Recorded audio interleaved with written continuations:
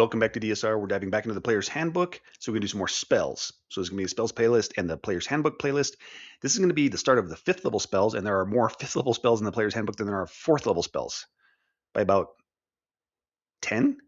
So I'm going to have to break this up into 3 because doing 20 to 21 was over an hour each. And I'm trying to make these shorter than an hour. Starting off with Animate Objects. I am not going to read this whole thing, but I did drastically change it between 5e and 5.5e. Now it's more like a summon spell. And it created kind of creatures before, but it wasn't really a summon spell. So now it really is a summon spell. It uses a stat block. The stat block gets more powerful the bigger the objects, and it has a number of objects that you can create equal to your spellcasting ability modifier. So this is the first spell we've run into that, well, I guess not true. Like the healing spells use your spellcasting ability modifier. So it's not very common that spells use your spellcasting ability modifier, but there is precedence. So I guess that makes sense. And upcasting it does not increase the number of creatures. Also, the number of creatures you get that's equal to your spellcasting ability modifier is only for medium and smaller size creatures. So if you go large, then it counts as 2 of those. A large creature counts as 2 of those, or a large object counts as 2 of those creatures, and a huge object counts as 3 of those creatures. And most of the time, you're going to be stuck with 5, right? Because you're going to be probably cap out with a spellcasting ability modifier of 5. So you're going to have 5 objects, which kind of leaves you with this awkward sizing, right? You can have 1 huge, 1 large, or you could have 5 medium and smaller, or you could have like 1 huge and 2 mediums. So you have to kind of mix and match probably. It takes your bonus action to command them every round. So in that way, it's not exactly like a summon, because summons, once you cast a spell and summon them, you don't have to command. Well, you still command them, but it doesn't take any action economy for you to command summon creatures. Whereas this thing takes your bonus action to command it every round. And you can command all of them at the same time, but it still takes your bonus action every round. So it's like weaponizing your bonus action to some degree, but it also is a summon spell. And the hit points are rather low. So AC is 15. They don't scale up in AC. There's no AC equal to that changes based on the object's material type, which might have been something you might have expected. They only have 30 feet of sight, which is, well, it doesn't say blind beyond that. So they have normal sight plus 30 feet of blind sight. It has 10 hit points for medium or smaller, and that doesn't scale up at all. There's no way to scale it up. 20 hit points for large and 40 hit points for huge. So if you do a Tasha's summon spell at 5th level, most of them will give you 50 hit points at this level. A single creature with 50 hit points. So these all have less hit points than a Tasha's summon spell. And, well, the damage is interesting. So it uses your spell attack modifier, which is standard for summon spells. The medium and smaller size ones deal 1d4 plus 3. That's it. Damage. The large size do 2d6 plus 3 plus your spellcasting ability modifier. So now your spellcasting ability modifier factors in. And the huge is 2d12 plus 3 plus your spellcasting ability modifier. And so if you do the math, you would want to make sure, since a large counts as 2 of the medium creatures, you would want the large size creature to do at least twice as much damage as the medium, and they do, right? They do like 3 times as much damage as the medium, and the huge do like 4 times as much damage as the medium. So kind of your sweet spot is the large. So you might want to try to get 2 larges and 1 medium if you want to go for maximum damage, but they're going to soak the least amount of hit points. Now, if you add up all the hit points together, they're going to have 50, no matter which way you slice and dice, right? It's always going to be 50 hit points equal, a number of these creatures equal to your spellcasting ability modifier, assuming it's a +5, so you're going to get 50. So the total number of hit points is going to be the same regardless of size. However, an AoE hits every creature simultaneously, so 1 fireball will take out all of your medium and smaller creatures, and probably a large creature, large object. The huge is the only one that has a good chance, is very likely to survive a fireball. So you got some trade-offs, and that's one of the things that makes this thing rather weak, plus the fact that it takes your bonus action. There are some ways to like optimize this. They are constructs. They're immune to poison and psychics. Somebody else can lay down a Cloudkill. These things can see through your Cloudkill, run in there, try to be grappling, attacking creatures, holding them in the Cloudkill, causing them to take more damage, or just in there attacking them with advantage because they have advantage on their attack rolls because they can see and the enemies can't see them. There's also some shenanigans you can do with Animate Object or other creative things you can do, I'll say as well. Like you can animate a door and have it that's locked and have it walk out of your way. You can have like a giant, a huge sized boulder that's blocking the tunnel, animate it, have it walk away, clearing these obstructions. You could also do something like if the enemies are standing on a rug, animate the rug, it stands up, knocks them all prone, or maybe they get a dex saving throw. At the very least, I would rule that they get a dex saving throw or they fall prone. Like, don't just say nothing happens. I think, this spell is kind of on the weak side, and it got hit with a nerf stick. This used to be a very good spell in 5e, and they hit it with a nerf stick a little too hard. So I encourage you to kind of like be a little generous on the rulings to make it a little better. Objects can cause 3/4 and total cover. Creatures can never cause more than half cover. This spell says that these objects become constructs. Does that mean they are no longer objects? Maybe, probably. Check with your DM. And again, that's another thing where I'd say DMs, be generous, because if this thing is both an object and a construct, then these can cause 3/4 and total cover, which could be another small benefit to this spell that gives it different uses that might be useful. So I'm going to give it a rating for mobility and scouting and controller for those different kind of creative uses I just described. Those kind of uses can scale way up. The value of those uses can scale way up based on player creativity and the situation. Like if all the enemies are standing on that rug and you have that rug stand up, in that moment, this might be an S tier spell, right? In the right moment, this thing's really great. Most of the time, probably not going to have one of those situations, right? So most of the time, I'm going to give it a D for those functions. I'm going to give it a B as a summoning spell. But I do think it actually does poorly as you go up, or like does worse as you go up in tiers, because its hit points never scale, which means these things are going to just die so fast. So B overall in tier 2, scaling down to a C in later tiers. Then we have Antilife Shell, which is very strange because only druids can take it. I don't think I've ever understood that. Like, it feels like a necromancer thing to be anti-life, but yet this is a druid-only spell. So it's a 1 hour duration, takes your concentration, action to cast, and it is an emanation. So an aura extends from you in a 10-foot emanation for the duration. The aura prevents creatures other than constructs and undead from passing or reaching through it, which is another reason why it seems weird, right?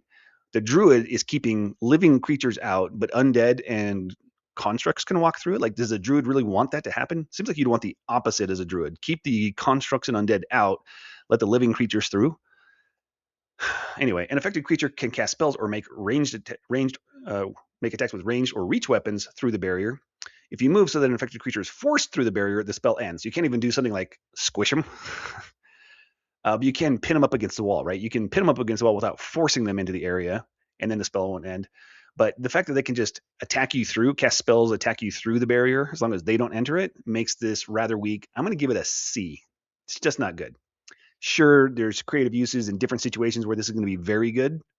Those are going to be rare. Most of the time, this is not going to be that good. Then we have Awaken. This one is both Bard and Druid. It's an 8-hour casting time, and it consumes a 1,000 gold piece agate. Consumed each time you cast this. But you spend the casting time tracing magical pathways with a precious gemstone, and then touch the target. The target must be either a beast or plant creature with an intelligence of 3 or less, or a natural plant that isn't a creature. The target gains an intelligence of 10 and the ability to speak one language you know. If the target is a natural plant, it becomes a plant creature and gains the ability to move its limbs, roots, vines, creepers, and so forth, and it gains senses similar to a human's. The DM chooses statistics appropriate for the awakened plant, such as the statistics for the awakened shrub or awakened tree in the monster manual. The awakened target has the charmed condition for 30 days or until you or your allies deal damage to it. When that condition ends, the awakened creature chooses its attitude towards you. So this one's interesting. Probably when you first get access to it right at level 9, you're going to have a hard time using this just because of the 1,000 gold piece spell component that it consumes. And at best, you're creating like a CR2, depending on the DM's ruling, stat block. The Awakened Tree is like a treant. It's a CR2 version of a treant kind of thing, which is okay. But if that's like all of your money and you spent that instead of like doing something else better with that money, and then you created a CR2 like hireling buddy that follows you around, is that really worth it? Maybe not, probably not. Like, that thing's not going to last very long.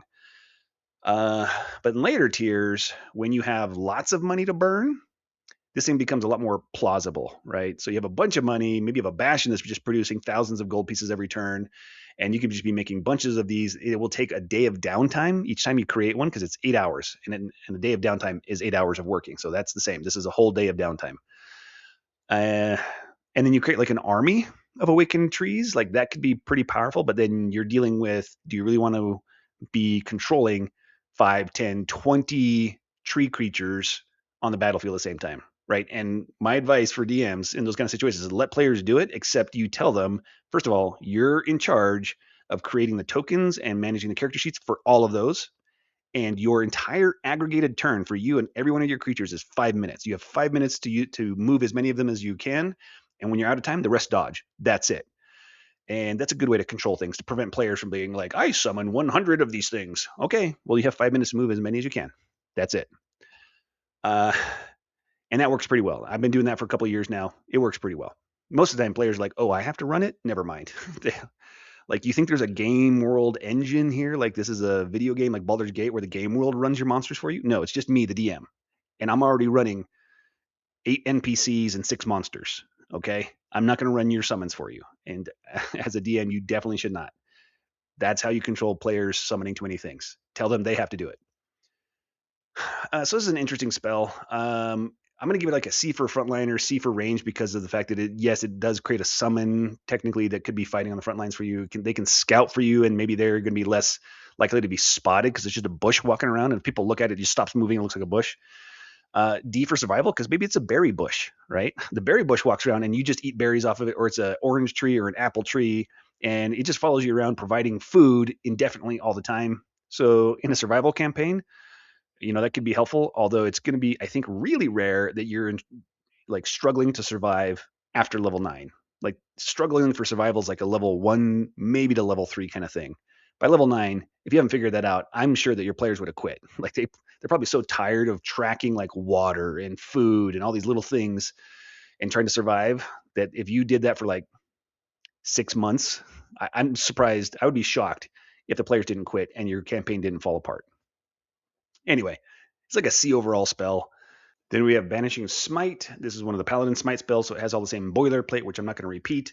It does have a 1-minute duration with concentration, though, which is not standard for all of them, and it's a charisma saving throw. So the target hit by the attack takes an extra 5d10 force damage from the attack. If the attack reduces the target to 50 hit points or fewer, the target must succeed on a charisma saving throw or be transported to a harmless demiplane for the duration. While there, the target has the incapacitated condition.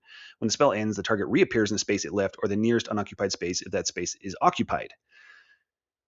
Okay, first up, let's talk about the damage. The 5d10 is basically the same as 68, and Divine Smite would do 68 if you cast it at 5th level. Now, it would be 68 radiant damage, and this is 5d10 force damage.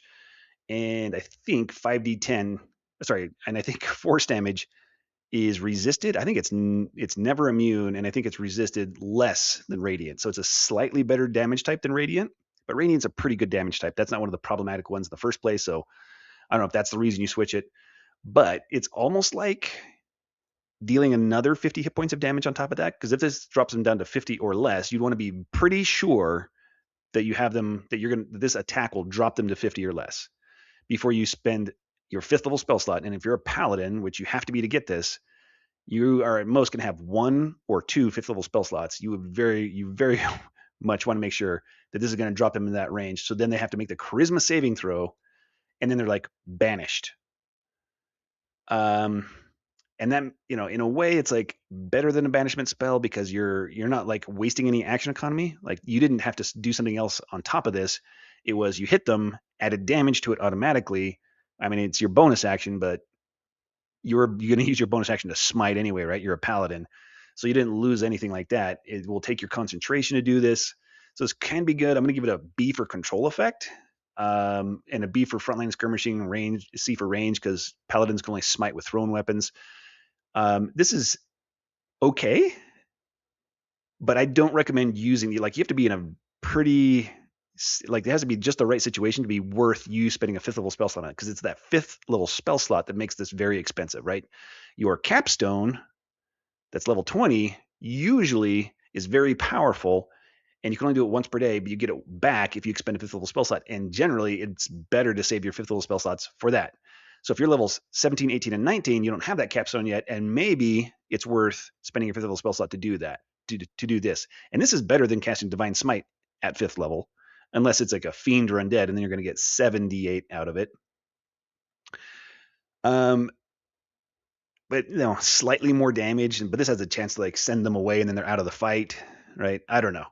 So if you're right at those levels, you're not level 20 yet. Is this a good thing? Could be, depending on the situation, might be the right use for your 5th level spell slot. So I'm going to give this a B overall for that, because it might be the right thing if you're not level 20. If you're level 20, it's probably not the right thing for that 5th level spell slot. Then we have Bigby's Hand. This is a oldie but goodie, much beloved spell. And in fact, in 1st and 2nd edition, this was like 5 spells. Each of these effects was a different spell. And they were different level too. So like there was a 4th level Bigby's Hand that was like Bigby's Clenched Fist. Then there was 5th level Bigby's Forceful Hand, then Bigby's Grasping Hand, Bigby's Interposing Hand. The Interposing Hand, I think, might have been the lowest level one. I don't quite remember, but there was like 5 of these. Anyway, so this one is a 1-minute duration, takes your concentration, action to cast. You create a large hand of shimmering magical energy in an unoccupied space that you can see within range. The hand lasts for the duration and it moves at your command, mimicking the movements of your own hand. The hand is an object that has an AC of 20 and hit points equal to your hit point maximum, so it's going to have a decent chunk of hit points. If it drops to 0 hit points, the spell ends. The hand doesn't occupy its space. So this is kind of weird. I don't know why. Like, an object occupies its space by nature. So why call it an object and then say it doesn't occupy its space? Like, they've done some weird things with some of these things. Like, sometimes there's forces that occupy their space. It seems like this would have been better to say it's a force. Like, level 4, you got Grasping Vine that kind of functions like this, and the Grasping Vine is invulnerable. It can't be targeted. I mean, according to the spell rules, it doesn't say anything about it being an object or a creature, so therefore it's a force, and it doesn't have AC or hit points, so therefore it can't be targeted. And yet our 5th level Bigby's Hand is an object, can be targeted, can be destroyed, and ended early. And that doesn't seem like, that seems kind of off to me. When you cast a spell, so as part of the action to cast a spell, you can cause it to do one of these effects, and as a bonus action on your later turns, not the turn you cast it, you can, and with any of these, move it 60 feet and cause one of the following effects. So the first one is Clenched Fist. The hand strikes a target within 50 feet of it. Within 5 feet of it. Makes a melee spell attack. On hit, the target takes 5d8 force damage.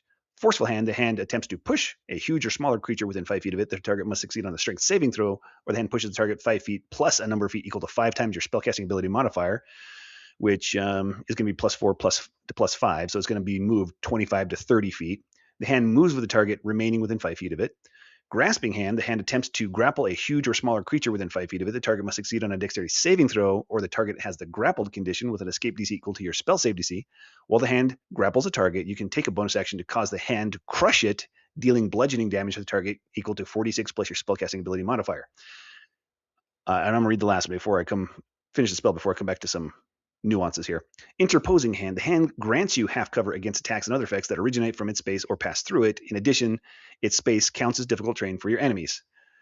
And then if you upcast it, the damage of the Clenched Fist increases by 2d8, and the damage of the Grasping Hand increases by 2d6 for each spell set level above 5. So this thing upcasts pretty well. All right, so let's talk about some nuances. First off, this one's interesting because if they just said it was an object and didn't say it doesn't occupy its space, then it would have had these properties already. And I don't know. They should have just said it's a force. Or just remove this line, and then that means it's a force. And then it would not occupy its space, and we would have saved some text. Anyway, Grasping Hand is interesting because you can have it grasp somebody, and if it grasps them on the turn you cast it, which took your action, you still have your bonus action available, right? But it says you can only use this bonus action to trigger one of these effects, right? But Grasping Hand has another bonus action written into it, which is if it's got them grasped, you can use your bonus action to crush it. So if you grasp somebody with your action and it grapples them when you cast it, then you can still use your bonus action that turn to cause it to crush them. Because this bonus action is not limited by this restriction, bonus action on later turns. Okay, so that's a way to like grasp and do damage in the same round, same turn.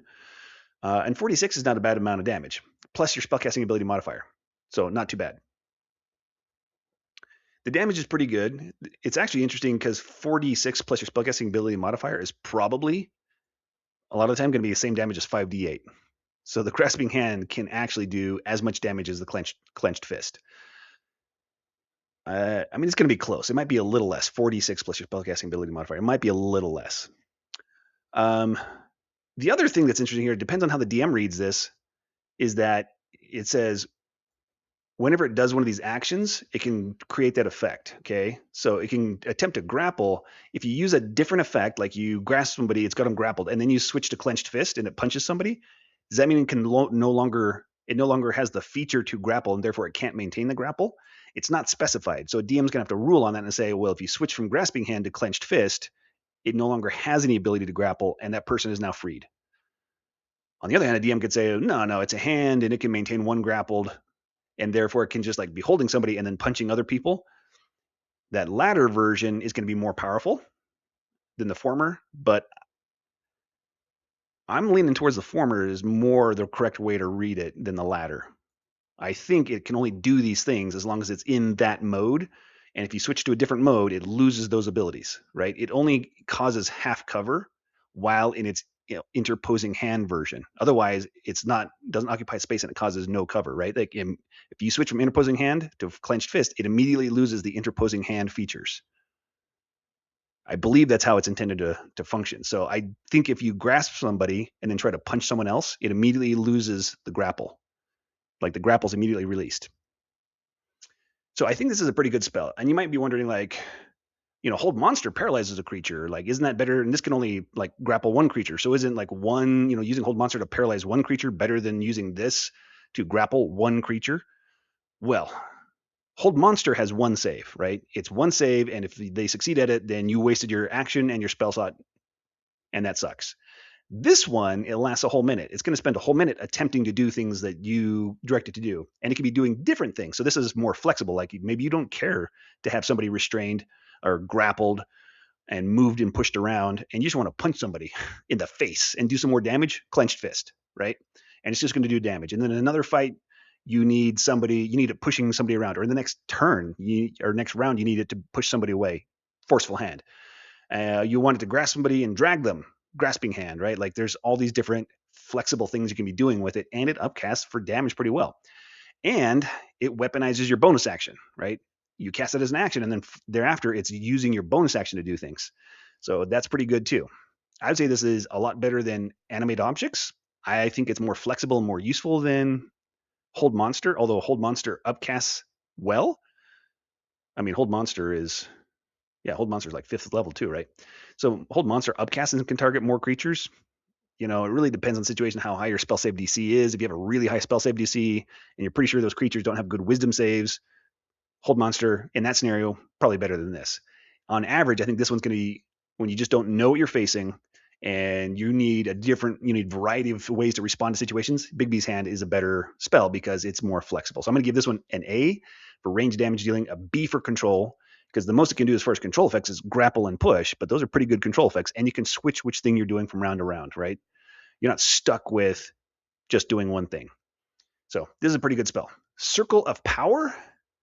This is, in some situations, a very powerful spell. It is a 10-minute duration, takes your concentration, action to cast. An aura irradiates from you in a 30-foot emanation for the duration. While in the aura, you and your allies have advantage on saving throws against spells and other magical effects. We're going to come back to that. When an affected creature makes a saving throw against a spell or magical effect that allows a save to take only half damage, it takes no damage if it succeeds on the save. All right, so this would be very powerful if this was just advantage on all saving throws. This would be ridiculously powerful. I mean, Holy Aura does that, right? And that's an 8th level spell. So the limitation of only giving you advantage on saving throws versus spells and other magical effects actually reduces the applicability of this to like 25 to 30% of the time. The qualifiers for whether or not something counts as that is it a spell? If it's a spell, then yes, it qualifies. Then if it isn't a spell, but it replicates a spell, then it qualifies as a spell or a magical effect.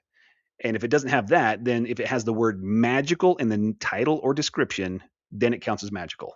That is the test to determine if something's magical. So like Dragon's Breath does not count as magical because it doesn't say this is, in the description of the Dragon's Breath weapon, it does not say this is a magical fire, magical cone of fire. It just describes it as a cone of fire. So it has to use the word magic in the description or the title, which is 25 to 30% of the time. Now, if you're fighting an archmage in that scenario, this is an S tier spell. Throw this thing down, right? If you're fighting a spellcaster and one of you has this spell prepared, do it. It is super good. It's just a spellcasters and magical effects are, like I said, 25 to 30% of the time. So this is very strong in about a third of the time, which makes it a B overall. The other thing about this is it gives you half-ish evasion, but it's not just versus dexterity saving throws, it's any type of saving throw, right? So like Cone of Cold causes a Constitution saving throw. Evasion does not apply to Cone of Cold. This does, but it's only part of it, right? If you save, you take no damage. If you fail, you still take full damage. You don't get half damage on a failure. So this is pretty good against spellcasters. Then Cloudkill. This is one that goes all the way back to like first edition. I love it. I have nostalgia for it, and I wish it was better, and it's just not very good. So it's a 10-minute duration, concentration, action to cast, 120-foot range, so it's pretty good range, and it's a 20-foot radius sphere, which makes it the same area as a fireball. You create a 20-foot radius sphere of yellow-green fog centered on a point within range, although I would suggest that you can change the color, purple-pink, if you like. The fog cloud lasts for the duration until a strong wind, such as a gust of wind, disperses it, ending the spell. The area is heavily obscured, which causes blindness for any creature that can't see through it with like blind sight. But blind sight is like the only version of sight that can see through it. This blocks true sight as well. Each creature in the sphere makes a Constitution saving throw, taking 5d8 poison damage on a failed save, or half as much on a successful one. A creature must also make the save when the sphere moves into its space, or when it enters the sphere or ends its turn there. Creature makes a save only once per turn. The sphere moves 10 feet away from you at the start of each of your turns, and it upcasts by 1d8 per spell slot level. If they were to remove this one line, I think this would be a B. This one line worsens the spell a great deal. It is very rare that you actually want this thing moving away from you. Like, you have the ability to cast 120 feet. You place it where you want it, and it's better if it just stays there. So I hate that they put that on there. Stinking Cloud does the same thing too, right? And makes both of those spells worse. The best way to use this one is if you're in an enclosed space, right, where there's enough room where you and your allies won't be in it, but there's a wall on the other side, so you can put most of the enemies into it, and then they're stuck in it. And if they come out, then they come out right next to your allies who have like push masteries and could just be pushing them right back into it, dealing extra damage. Now it's poison damage, which is the worst damage type to deal. You have the most creatures with immunity to it. There's actually not very many creatures with resistance, but like 27% of creatures are immune to, just straight up immune to it. And there are like 4 poison damage spells in the game. You got like Poison Spray, Ray of Sickness, Cloudkill, and I think Dragon's Breath. You can do poison with it. Like, there are not many poison spells in the game, and they're not like higher damage dealing spells either. So I don't know why they just kept like this poison damage spell concept. They just keep hitting it with the Nerf stick. There's not many spells. We don't want to do that. No, they're going to be weak and they're going to have less damage than everything else. Like wham, wham, wham. Why do you hate poison spells? Anyway, in certain situations, this will be very good. Like if your party all has blind sight, and like I said, you're in that room, kind of the right configuration of a room, and the cloud can't move away from you because it's pushed up against the wall, then this might be A or S tier. It could be very, very good, especially if you have like allies who are laying down like spike growth, right? For both difficult terrain and additional damage as they get pushed across the area, right? Then it's really, really good. And then it requires teamwork to set up and the right kind of room configuration to make this work. And then, this might be an A or an S in that kind of situation. But most of the time, you're not going to be in those situations, and you may not have access to, those teamwork situations. So I'm going to say this is a C on average overall. Then we have Commune, 5th level divination spell, 1 minute duration, 1 minute to cast, and it is a ritual as well. You contact a deity or divine proxy and ask for up to 3 questions that can be answered with yes or no. You must ask your questions before the spell ends. You receive a correct answer for each question.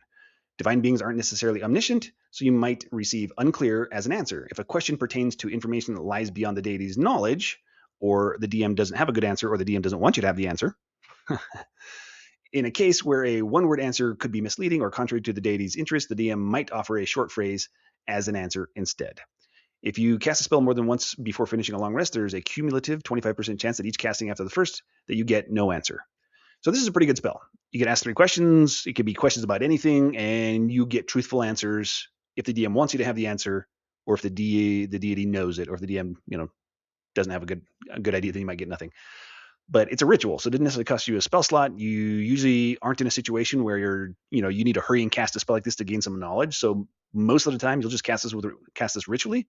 It doesn't cost any money. There's no expensive material component with it. So this is a pretty good knowledge spell. I'm going to give it an A, as a knowledge spell. And it's clerics only, which is important to note. I call that out because our next spell, Commune with Nature, is both druids and rangers. So suck it, paladins. That's the one thing that rangers got over paladins. We get our 5th level ritual knowledge spell, and you don't. Poor rangers. Commune with Nature. This is a instantaneous one. It doesn't have a duration like the Commune one. This one is also 1 minute to cast and a ritual spell. Ritual has the ritual tag, so you can cast it ritually. You commune with the nature spirits and gain knowledge of the surrounding area. In the outdoors, the spell gives you knowledge of the area within 3 miles of you. In caves or other natural underground settings, the radius is limited to 300 feet. The spell doesn't function where nature has been replaced by construction, such as in castles and settlements. So you have to be outside of castles and settlements. Choose 3 of the following facts. You learn those facts as they pertain to the spell's area. And there's only 5 options, so you get 3 of the 5. You learn the locations of settlements, and remember that's if you're outdoors, that's within 3 miles of you, which is pretty nice. You learn the locations of portals to other planes of existence. Very nice. Location of 1 challenge rating 10 or higher creature that is a celestial elemental, fey, fiend, or undead, which is a pretty long list. So, player character or players, if you just want to be like, hey, we're kind of tired of following a plot, we're tired of following this adventure hook, we need a break. We just want to kill something, and we want it to be like CR10. Just cast a spell, find one, and be like, all right, we're going to go find that thing, and we're just going to fight it just because. Now, if it's a celestial, I probably don't, I don't know. Depends if it's a good celestial or not. Maybe go talk to it and ask it first. Are you a good guy? If not, murder hobo time.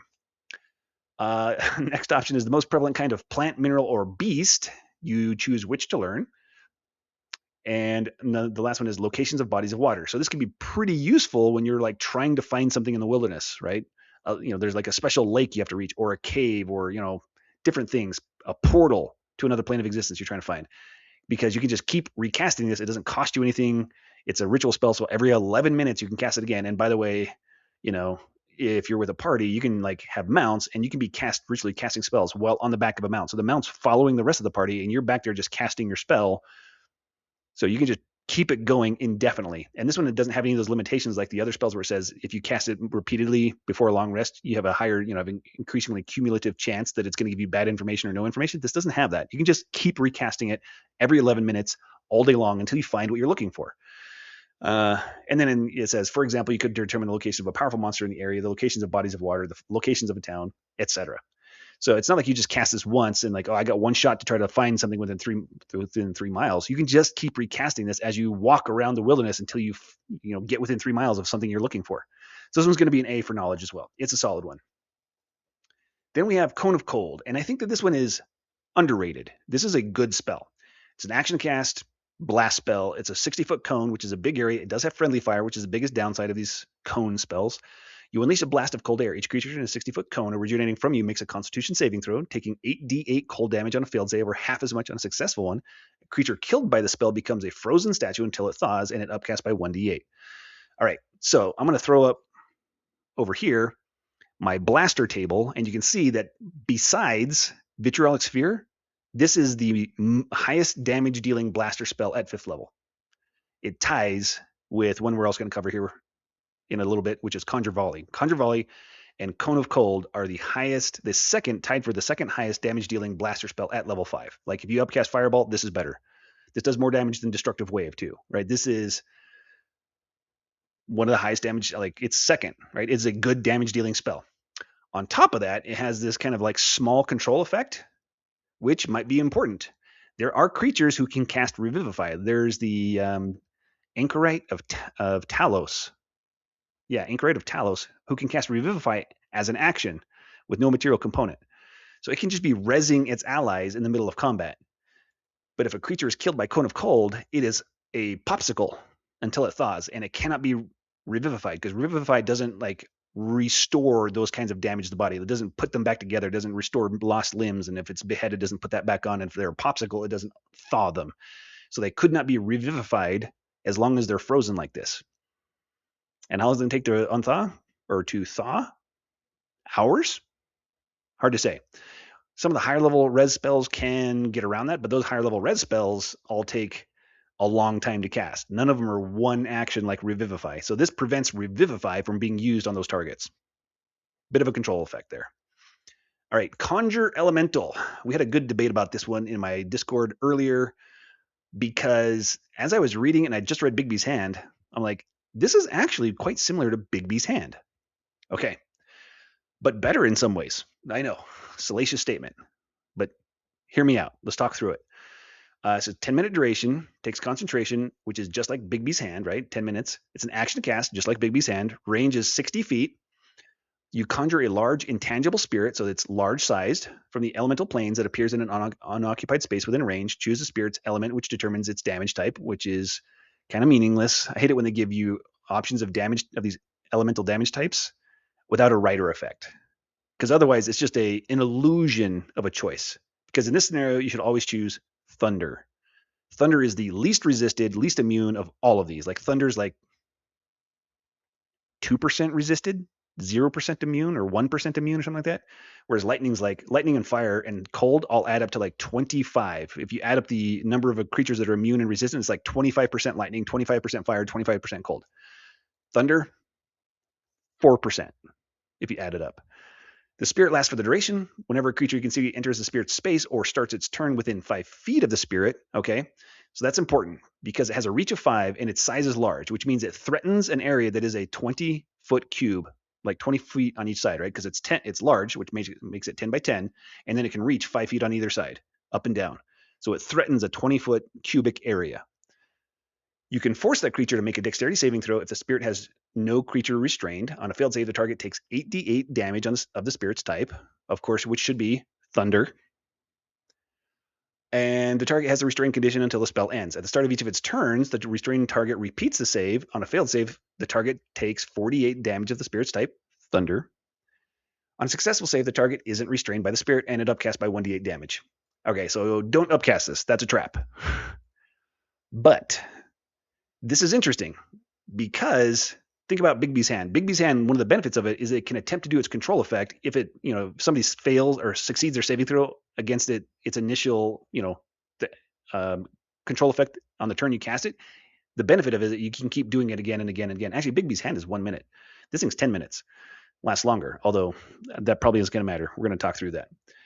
So this thing, yes, can, just like Bigby's hand, try its thing repeatedly. Now, Bigby's hand gets to try its thing once per round, and it takes your bonus action to try that thing. This one takes none of your action economy, and there is no limit to once per round. There's not even a limit of once per turn. So if you and or your party members have the ability to push, pull, slow, pushing creatures back in, right? Because as soon as a creature escapes, you can push them back in, and they immediately have to make the saving throw again. And if they succeed, push and pull them again. Just keep doing it until they fail. And you can push and pull them 25 times if you're able to in one turn until they fail. So they will eventually fail, probably in one turn, right? Like just keep doing it. And remember, it's when a creature, whenever you can see a creature that enters the spirit's space or starts its turn there. So you have to keep pushing it into the creature's space, which means it's a 10-foot area where you can infinitely trigger the ability to make that saving throw, or the 5 foot outside of that is when they start their turn there.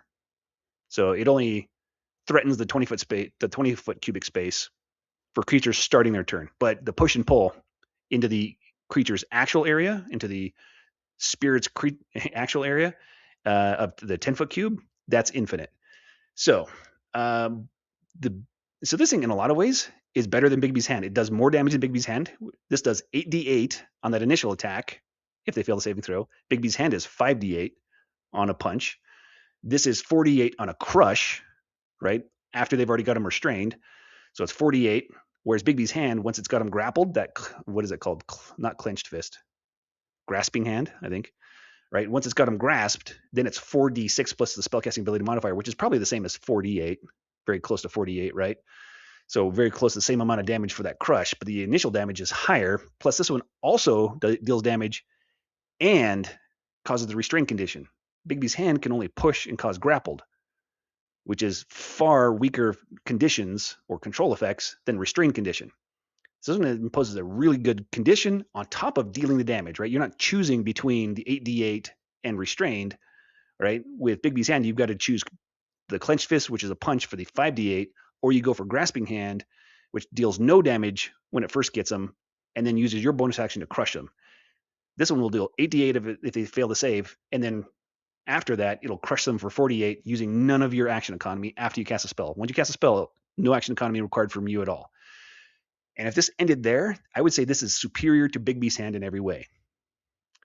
But it doesn't end there. The difference with this is this can't move. You can't put it into a new location. So if you cast it and the enemies just walk away from it, it does nothing. And Bigby's hand, you can move it 60 feet every round. On your turn with your bonus action, you cause it to move. So it can chase them and it has a pretty good range, right, of chasing them. And that makes Bigby's hand better. And depending on whether or not your DM rules of Bigby's hand, can it grapple somebody and then still punch other people while holding that one grappled? That, actually is a big difference in the power level of Bigby's hand. So I would say this one is a C if you just cast it and you don't have any other control effects and no allies helping you, because that means the enemies are just going to walk away. It doesn't even cause difficult terrain, right? It might restrain somebody and then they break out and then they run away from the area and then it never does anything ever again. But where it's really good, and perhaps A or even S tier, is you have allies putting down difficult terrain, you have allies putting down plant growth so they can't just move away from it easily, you have allies pushing and pulling into the area repeatedly, and then this thing is, like I said, A or S, really good. Restraining somebody, and it can always have only one restrained. Once it's got somebody restrained, it can't be attempting to damage or restrain anyone else, which, depending on the ruling with Bigby's hand, is the same as that one. But this is going to do more damage than Bigby's hand and keep somebody restrained, which is a better condition than grappled. So I'm going to say it's a B. It averages out to a B. If you have those allies helping you and you have other, control effects you can put down to help yourself with this, then this is a lot better. If you have none of those, this is a C. Averages to a B. I don't know if we're going to make it in under an hour. Conjure Volley. This one's fantastic. Action to cast, instantaneous, blast damage. It's a cone. This is ranger only. So suck it, paladins. It's a 150-foot range, and it's a 40-foot radius cylinder, the cylinder is only 20 feet high, which means its diameter is twice as wide as a fireball, but its height is half of a fireball. Now, the height rarely matters. Sometimes it matters, but rarely. The damage, though, is 8d8 force damage. So this is more damage than a fireball. A fireball cast at 5th level would be 10d6. This is more than that. So if you look at the blaster table, I'll put that back up again. This is tied with Cone of Cold for the second most damage of any blaster spell cast at 5th level. And this one doesn't upcast at all because rangers don't get 6th level spell slots. So it's just stuck at 5th level. But why do I mark it S tier? Like, it's not S tier. Like, I didn't mark Vitriolic Sphere S tier, or did I? Anyway, this one has less damage than that. So why is this as an S tier spell? Because this one has no friendly fire. Yes, massive area, no friendly fire, great damage. S tier spell. And yes, Rangers, you very well may want to use a spell. I would definitely prepare it. Like, make sure you have it prepared. Is it worth your action? If there are more than like 3 creatures on the battlefield, probably. If there's 20, definitely throw this down, blast every one of them. Don't worry about the, where you place it, because it has no friendly fire. This thing's awesome. S tier. Then we have Contact Other Plane. Of the 5th level knowledge spells, divination knowledge spells that are like this, I'd say this is the weakest of them. It's like Commune, where it has a duration and you can ask a number of questions. It's a 1-minute cast with a ritual tag, so you can cast it ritually, so you don't need to use your spell slots.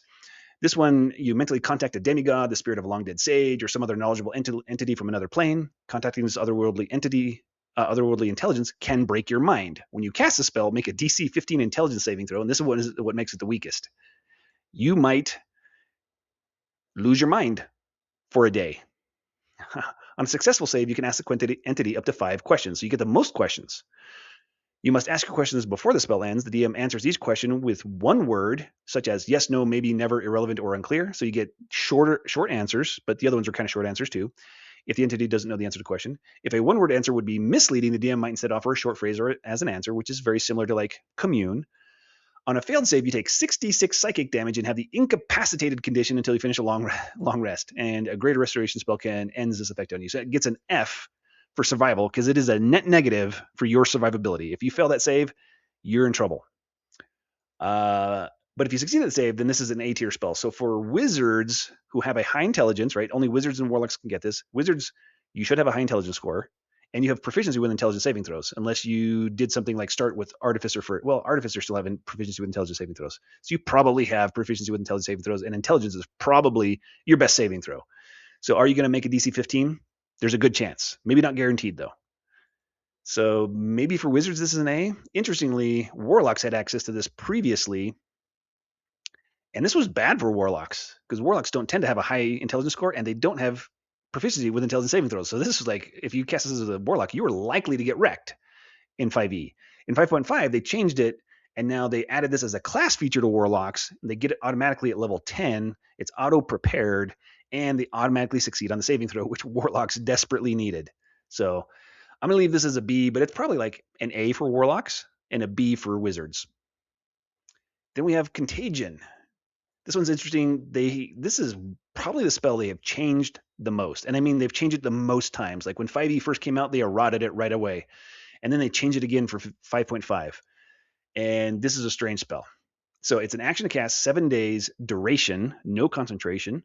It's a necromancy spell and imposes a constitution saving throw. Your touch inflicts a magical contagion. And note that it's magical contagion and not disease anymore. So magical contagion is a different thing that is defined in the Dungeon Master's Guide, and those are separate from diseases. And diseases kind of got subsumed into poison and poison condition now. So diseases are just poison, and magical contagions are separate from diseases. The target must succeed on a constitution saving throw or take 11d8 necrotic damage. So they boosted the damage and have the poison condition. Okay, so it's poison now, like kind of like diseased, but for 7 days, potentially. Also, choose one ability score when you cast a spell, while poison the target has disadvantage on saving throws made with a chosen ability score. The target must repeat the saving throw at the end of each of its turns until it gets 3 successes or 3 failures. If the target succeeds on 3 of these saves, the spell ends on the target. If the target fails 3 saves, the spell lasts for 7 days. Done. No more saves. Whenever the poison target receives an effect that would end the poison condition, the target must succeed on a constitution saving throw, or the poison condition doesn't end on it. So if somebody casts Lesser Restoration, it doesn't automatically remove this poison condition. They have to make another constitution saving throw. So which ability score do you want to debuff? Constitution, because that's going to increase the chance they're going to fail these repeated saving throws, right? And fail these saving throws. So you definitely want to debuff Constitution. And that will help your allies. So your allies, if you're going to pack this spell and try to use it, make sure and tell your allies and say, everybody, if you have a Constitution saving throw spell, make sure you have at least one of those prepared. Like, pick it. And when I throw down Contagion, everybody hit them with this. Hit them with your Constitution saving throw spell, which Cone of Cold is, right? Cone of Cold, Constitution saving throw, and that's one of the best damage-dealing blaster spells there is. So Cone of Cold away. Also, this one does nothing if they succeed on that first saving throw. There's no half damage. There's nothing. It's all or nothing. This is a major save or suck spell. So this is one of those spells where you definitely want to set it up with like Mind Sliver, Bane. If you're a sorcerer, only sorcerers can't get access to this. It's cleric and druids only. If you got any way to impose a disadvantage, you got the, I can't remember the name of that feat, the Fairy Trickster feat from Heroes of Faerun that can cause, if they fail a wisdom saving throw, you can impose a disadvantage on their next save. Make sure you get that. Make sure you get Coldcaster. Hit them with all of those before you throw this thing down to increase the chance you're going to. And if you hit them with all of those, it's virtually guaranteed they're going to fail this save unless they have legendary resistance, right? But they would have used that already. So yeah, make sure you set this one up. If you don't set it up, this is probably a C. If you do set it up, this is probably an A or even S tier. It's pretty good, right? So I'm going to rank it as both a ranged, or both 3 different things. Range damage dealing, 11d8 necrotic damage. Control effect, it imposes the poison condition, and a support effect, it imposes disadvantage on Constitution saving throws, which supports all of your allies casting Constitution saving throw based spells. So this is an interesting one. Like, it's kind of like A or C. I'm averaging it to a B, but it's not really a B. It's an A or a C. It is what it is, guys. Sorry. Creation. This is another interesting one. I'm going to kind of skim it fast. All right. It's an illusion spell, but you take wisps of shadowy material from the Shadowfell and construct objects out of it. And it takes a minute to cast. Well, you can create one object. That one object is a 5-foot cube, or must fit in a 5-foot cube. You pick the object, and you have to have seen the object before. So you could say plate armor, and then you create plate armor. And you can choose what it's made out of too, the material, which can be vegetable matter. So it's like bark plate armor, or stone or crystal, or precious metals, or gems, or adamantine, or mithril. So you could create adamantine or mithril plate armor.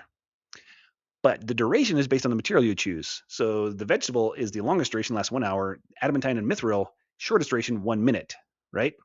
So if you create adamantine plate armor, it'll only last 1 minute. It takes 10 minutes to don plate armor. If somebody helps you, it cuts it in half to 5 minutes.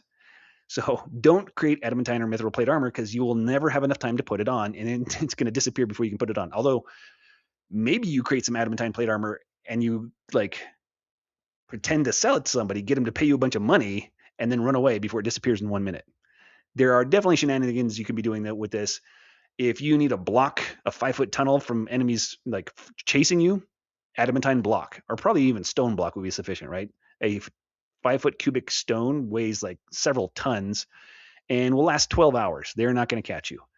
But you can upcast this to increase the size, and it increases the size of the cube by 5 additional feet, and that's 5 feet per side, not an additional 5 feet of cubic space. So it's not 2 5-foot cubes. It is now 1 10-foot cube, which is the equivalent of 8. Yeah, I mean, it's the same area as 8 5-foot cubes, right? Yes, it's 8 5-foot cubes. And if that's just if you cast it with a 6th level spell. So this is an interesting spell. There are scenarios which it could be very good and plenty of scenarios which is useless, and upcasting it actually upcasts pretty well because each level you upcast it is 100% more than what you were getting from it at the level you could cast it at its lowest level, right? It's not like Fireball, which upcasts at 12.5% increased damage. This upcasts by 100% increased value. Now, it doesn't do any damage, but maybe it does if you drop it on somebody. So I'm going to give it a C overall, but creative players in different situations, this could easily be A or S tier, depending on creativity and situation. And yeah, so I'm rating it for like control effects, for blocking things, survival effects, mobility effects, things like that. You could create a bridge if you needed to cross a 5 or 10-foot bridge. I don't know. Destructive Wave.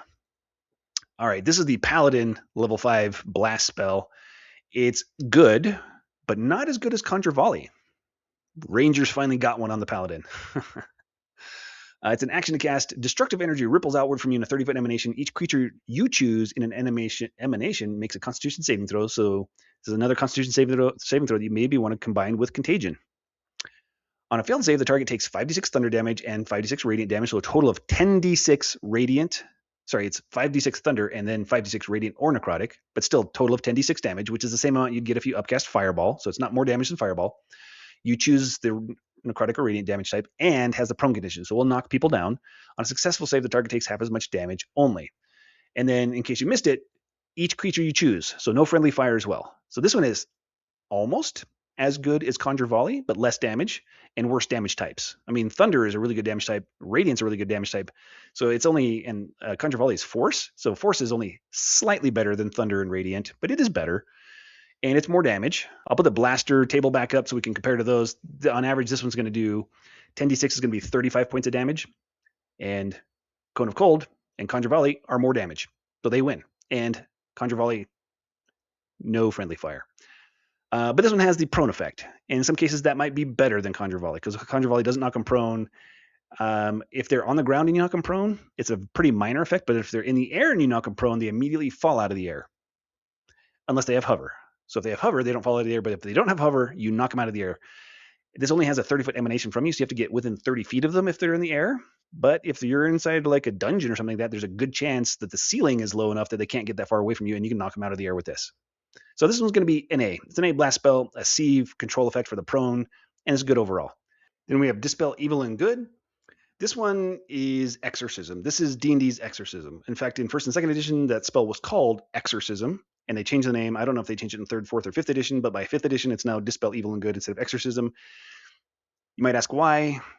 You know what? My guess is it was just a little too awkward and controversial to have a name that was so close to like a real world thing that's a controversial topic for some people.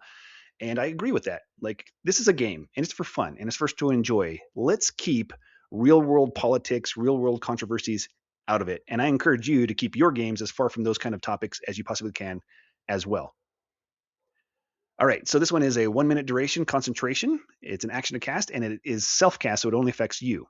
For the duration, Celestials, Elementals, Fey Fiends, and Undead have disadvantage on all attack rolls against you. You can end the spell early by using by either of the following special functions. So this part is a lot like Protection from Evil and Good, except that it doesn't have the additional effects where it makes you immune to like Charmed and Frightened from the creatures. It also doesn't have aberrations in the list. Protection from Evil and Good has aberrations. This has everything but aberrations. Everything, from the same list as Protection from Evil and Good except aberrations, which I think is strange. So then you have your 2 special functions, Break Enchantment, and this is really the exorcism. If somebody's possessed, this is how you unpossess them. As a magic action, you touch a creature that is possessed by or has the Charmed or Frightened condition from one or more creatures of the types above. The target is no longer possessed, charmed, or frightened by such creatures. So this is like one of the few ways to remove a possession. But Charmed and Frightened, you can like suppress those with Calm Emotions. You can suppress Frightened with Heroism. You can also remove Charmed with Greater Restoration. And there's some other ways to remove Frightened. I'm forgetting off the top of my head. I've got a whole table in the my Google Drive, the table that just shows here's all the conditions versus all the spells. And also I've added a column to this Google sheet that's just after mobility that lists here's the conditions, so you can removed by that spell, so you can sort and search by like Frightened and see all the spells that deal with a frightened effect right here in this Google sheet. Then you have the other option, which is Dismissal. And this is like Banishment. As a magic action, you can target one creature you can see within 5 feet of you that has one of the creature types above. The target must succeed on a Charisma saving throw or be sent back to its home plane if it isn't there already. If they aren't on the home plane, Undead are sent to the Shadowfell and Fey are sent to the Feywild. So this one has concentration and duration, but that's while it's on you. Once you dismiss them, they're just gone. It's not like Banishment where they're gone for 1 minute and may come back. This one is they're gone. And that ends the spell, which removes the buff from you, but they are dismissed and don't automatically come back unless they have some other way to come back. If they can plane travel or things like that, then maybe they can come back. Otherwise, they don't come back. And a lot of undead don't have planar travel features like that, so they can't come back. You're just like, poof, gone, get out of here. And they're gone to the Shadowfell. So in that way, you might say, you might think this is better than Banishment. Yes, but remember, this is a 5th level spell slot. Banishment's a 4th level spell slot. You can upcast it to target 2 targets, right? At 5th level, and this is only 1 target and doesn't upcast. And this is 2 actions. Like if you're casting this for the purpose of banishing somebody, it's going to take you 2 actions to pull it off, whereas Banishment happens in 1 action. So the best reason to pack this is somebody's possessed. Okay, like that's when you really need this, because this is the only way to remove a possession. How often does that happen? Only like 2 monsters in the game can cause possession. So this is going to be very rarely the spell you need. But it is a versatile spell, right? You can use it as Protection from Evil and Good, which is a 1st level spell. So that's an expensive spell slot to create that effect if you really need it. But then it can also do things like remove Charmed and Frightened, which can be good unless you have those other spells that can deal with them. And then it can also function as a banishment spell. So with 1 preparation, you've kind of got 3 different spells kind of combined together.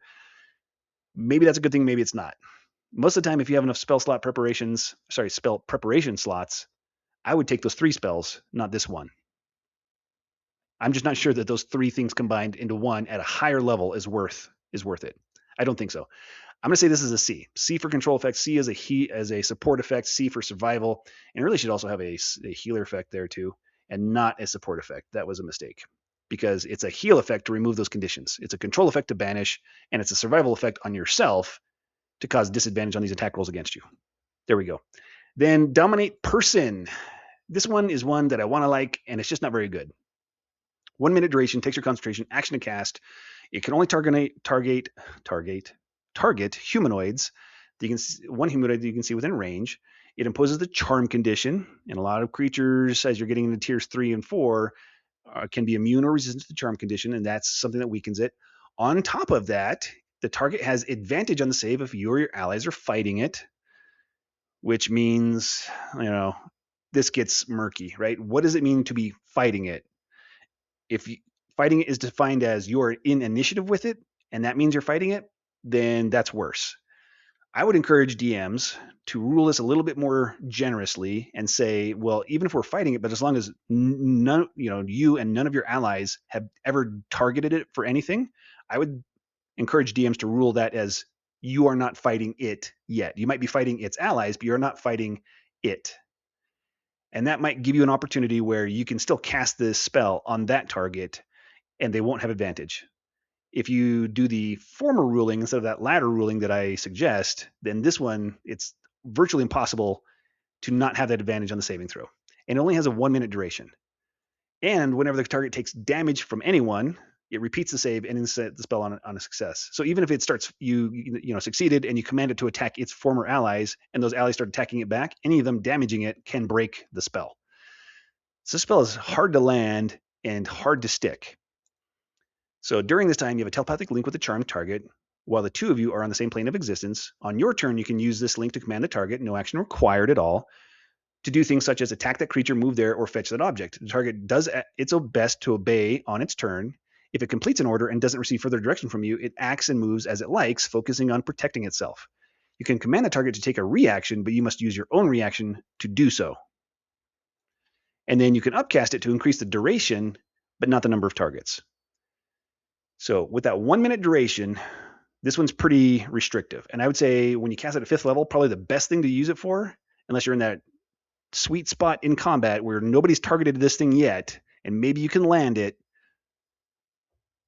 it could be a good thing in those situations because it doesn't just control one creature and take them out of the fight. It takes one creature and turns them to your side, which is a much better than taking them out of the fight, right? Like hold person takes them out of the fight. Dominate person turns them to your side, right? So there's that narrow window where this could be a very good spell. Or if you just have such a high spell save DC, it doesn't matter that they have advantage on saving throw and you don't care. Or you've got an eloquence bard in the party who's going to force them to have like a penalty on the saving throw. Or there's a lot of things you can do to make this to like optimize around this thing if you really, really need to land it, right? And you have teamwork from the rest of the party contributing to that. This could be an S tier spell if you get enough teamwork. But otherwise, it's actually can be useful in more social encounters, right? You've got to talk your way past the guards. You fail to talk your way past it, and so you just dominate person them and order them and make them tell the rest of the guards, oh yeah, you know what, these guys are fine, and have that guard for 1 minute walk you past all the other guards to where you're trying to get to. Now you only got 1 minute to pull this thing off, so it's kind of a small subset of social encounters in which that's going to help you, because after 1 minute, that guard's going to be free, and then he's going to start shouting, right, that you cast a spell on them, and then you're in trouble. But if you upcast it, this upcast, the duration really goes up fast, right? At 6th level, it's 10 minutes. At 7th level, it's 1 hour. At 8th level and higher, it's 8 hours. So if you cast this with an 8th level spell slot, you can dominate somebody for 8 hours. And if you know somebody who's like powerful and you want them to help you in a fight, and you can set up a scenario where you can get access to them and cast a spell on them before that combat even starts, then you have 8 hours to have them come with you and help you in this fight. So it actually becomes better in a better combat spell if you can do that as well with the upcast spell slot. And it's applicable in more social situations because 8 hours is a lot of time for that guard or whoever to walk you around the whole castle. You can maybe like dominate the captain of the guard and have them just tell everybody for 8 hours, no, these people are, my guests, they're welcome to be here. They're allowed to go anywhere they want. In fact, there are new recruits. In fact, they're the new lieutenants. They're in charge of you guys. You have to do what they say. Or you dominate the king and have the king just tell everybody, you're taking over the kingdom, right? And you got 8 hours to pull something off. So it gets a lot better as you upcast it. Then the last spell that we're going to cover today is Dream, which is a weird spell. And so I'm not going to read through the whole thing. Well, I'll read through it. It's a 1 minute cast illusion spell. You target a creature you know on the same plane of existence. You or a willing creature you touch enters a trance state to act as a dream messenger. While in the trance, the messenger is incapacitated and has a speed of 0. If the target is asleep, the messenger appears in the target's dreams and can converse with the target as long as it remains asleep through the spell's duration. The messenger can also shape the dream's environment, creating landscapes, objects, and other images. The messenger can emerge from the trance at any time ending the spell. The target recalls the dream perfectly upon awakening. If the target is awake when you cast a spell, the messenger knows it and can either end the trance and the spell, or wait for the target to sleep, at which point the messenger enters the dreams. And this is where it has that variable duration where it says special. So it's either has a duration of the length of the conversation if they're already asleep, or it can have a much longer duration as the person you've designated as the messenger just waits for them to fall asleep. It might be 6 or 7 or 8 or 10 hours before they fall asleep. And you can just leave it like that, leave the messenger in this trance-like state for the 8 to 10 hours until they actually do fall asleep. And then the remaining duration is the length of the conversation. You can make the messenger terrifying to the target. If you do so, the messenger can deliver a message of no more than 10 words, probably something scary. And then the target makes a wisdom saving throw. On a failed save, the target gains no benefit from its rest and takes 3d6 psychic damage when it wakes up. So everything but that part is like turning this is like using a 5th level spell slot to cast a longer lasting sending spell, right? Like a indefinite range communication spell, except sending only has 25 words limit. This has no limit at all. You can talk for hours and hours and hours, right? And have as much of a conversation as you need to across any distance on the same plane of existence. This part right here is a control part of the spell, right? And it's a very narrow kind of niche control effect, which is, there's some sort of villain, some sort of like rival that you have to deal with, and you're like, for whatever reason, you're not actually trying to kill them, or maybe you are, and they just keep escaping. But then they escape, they take a long rest, they come back, and they're fresh, and you have a fight again, and you're getting sick of this. You can use this to prevent them from taking long rests. And if they can't take a long rest, all they can do is some short rests, and eventually they're going to die from exhaustion. If you just keep casting this, they'll eventually die from exhaustion. They'll eventually fail enough saving throws, those Constitution saving throws after 24 hours without sleep. You have to make a Constitution saving throw that's a DC 10, or you gain a level of exhaustion. And then they keep making those saves. And every time they fail a save, they have a -2 on the next time they make those saves. So eventually you'll kill them with this. So yes, this is a way to like murder somebody. Now, it might take you 10 castings or 15 castings of it, depending on their Constitution score. Now, if they have legendary resistance, they'll always save once per day. And then you can't kill anything with legendary resistance with this because of that. Unless you have a bunch of spell slots, I guess, and you just cast this 10 times a day. Enough time, or you cast it 4 or 5 times, enough times to make sure that you get past all of their legendary resistances, I guess. So there are some uses. There are some clear shenanigans. There is some communication capabilities with this thing. I guess you could have a conversation with somebody and like gain information from them. So it should get a C rating for knowledge, because like you have a dream conversation with some sage who's got this information you need, and you don't have time to travel there. You can just do this and have the conversation without traveling there. So this is like a C spell. In some situations it could be very good. In most situations, you're probably not going to need it. It's probably not going to matter. And you're probably not going to have a rival that you want to do this to, or a BBG that you can do this to. But in some situations, you'll pull it off, and maybe it'll be cool. You're like, wow, that rival, I took them out of the fight, and they stopped haranguing us and hounding us because I killed them with Dream, or just made them so tired they couldn't follow us anymore. Maybe you don't actually want to kill them. You just want to like hamper them so they stop following you. There you go, Dream spell. Edge case, C overall. Whew, we made it. That's all for this one. Thanks for watching. These are long, but it'll be great once we're done with all of them. So if you don't have enough D&D in your life, check the video description. You can find a link to the Google Sheet that I was showing. It's actually a link to a Google Drive. In that Google Drive is the Google Sheet. And you're welcome to use it and make copies of it for your own purposes. Then you can filter and sort it, help you make characters, show it to your characters or your players if you're the DM, help them make their characters better, help them understand like decisions of all these things.